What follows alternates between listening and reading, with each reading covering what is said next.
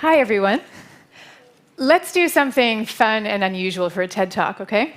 I want you all to break up into groups of 4 and share with your group a story from your childhood that reveals whether you're an introvert or an extrovert, And then I'm going to ask each group to select the most personal, poignant, private of these stories and share them with the audience as a whole. And from this collaborative group process, a larger truth will emerge. I'm just kidding. I'm just kidding. We're not going to do that. But how many of you were thinking, how can I get out of here right now without insulting the speaker? Yes, I saw the horrified looks on your faces even through the glare of these spotlights. So this is how so many introverts feel about the team-building exercises we are forever obliged to participate in. Now, I was really lucky. I got to spend 7 years in splendid solitude writing a book called Quiet, The Power of Introverts in a World That Can't Stop Talking. And when it published, I thought that I would give my TED Talk and then I could go home for 7 years and write another book. But the talk touched a nerve, and thousands of strangers started reaching out and sharing their own stories of accepting their introversion for the first time. And those stories changed the course of my life. So I'm going to tell you all about that. But first, I want to share just a few of these stories. Okay, high school junior in Kansas who was desperately trying to twist herself into a pretzel, trying to be a leader. But she was kicked off her high school's prestigious leadership squad because she wasn't outgoing enough. She was so devastated.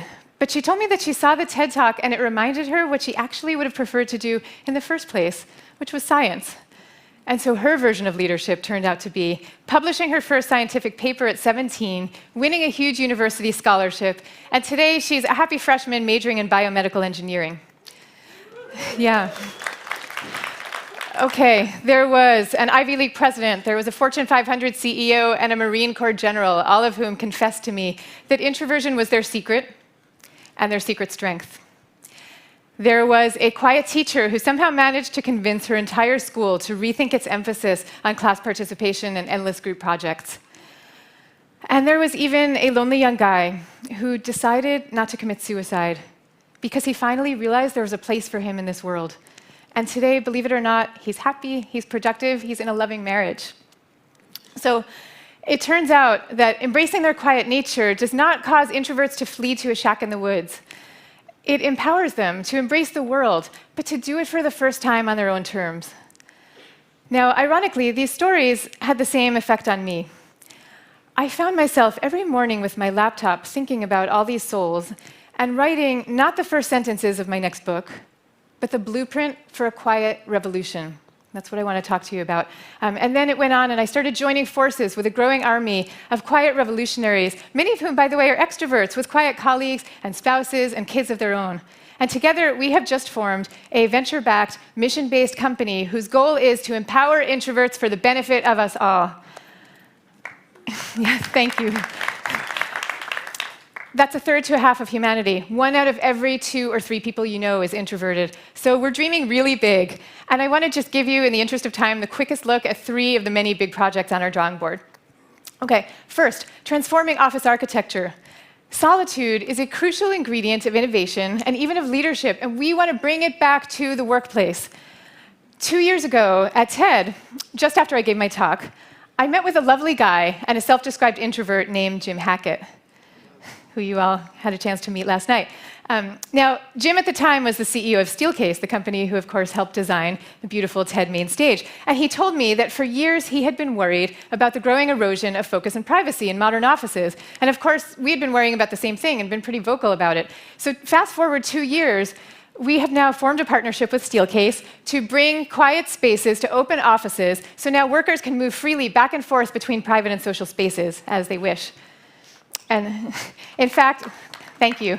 And in fact, Jim Hackett, I believe, and his successor CEO, Susan Cain, who are 2 of the most inspiring quiet leaders I know, are here right now. Do you guys want to maybe raise your hands? Thank you. Next, helping organizations train the next generation of quiet leaders. You know, many of the world's great leaders are quiet, and in fact, Some of them are here right now. People like Bill Gates and General McChrystal are introverts. We want to be creating a whole lot more of them. So we are building a Quiet Leadership Institute to train introverts to lead, communicate, connect by drawing on their own natural strengths instead of asking them to turn into extroverts. Now, 2 years ago, thanks to the power of TED, I now have this unlikely career as a public speaker. And I go around the world talking to every conceivable type of organization. And do you know who I found gets the potential of quiet leaders better than anyone? It's the military. The military, where leadership is a matter of life and death, and everybody knows that many of the great leaders are introverts. So excited today to announce that the Quiet Leadership Institute is going to be led by a wonderful guy named Mike Irwin. He's a decorated veteran, 2-time Bronze Star winner. He's a professor of leadership and positive psychology at West Point and a very fierce quiet revolutionary. Okay, third, empowering quiet children. The most poignant letters I get, the ones that haunt me, come from children who are hurting because the well-meaning adults in their lives ask them, why can't you be a little bit more like your outgoing sister? And they know that they can't be, and they never will be.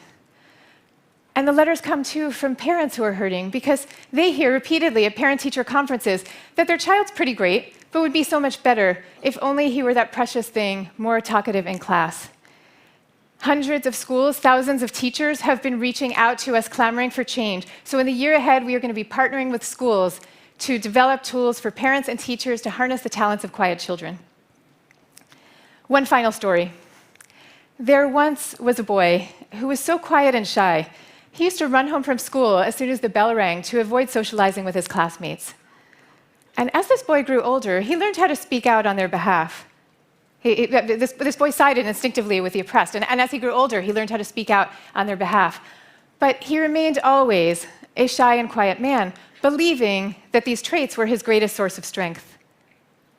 The boy's name was Mohandas Gandhi, and he later uttered, for me, the most important sentences in human history. In a gentle way, you can shake the world. So, whether you're an introvert or an extrovert, I invite you to join our revolution. And I invite you to consider, really, that empowering the introverted half of the population is going to benefit us all. But most of all, I invite you to go out and shake the world gently. Thank you very much.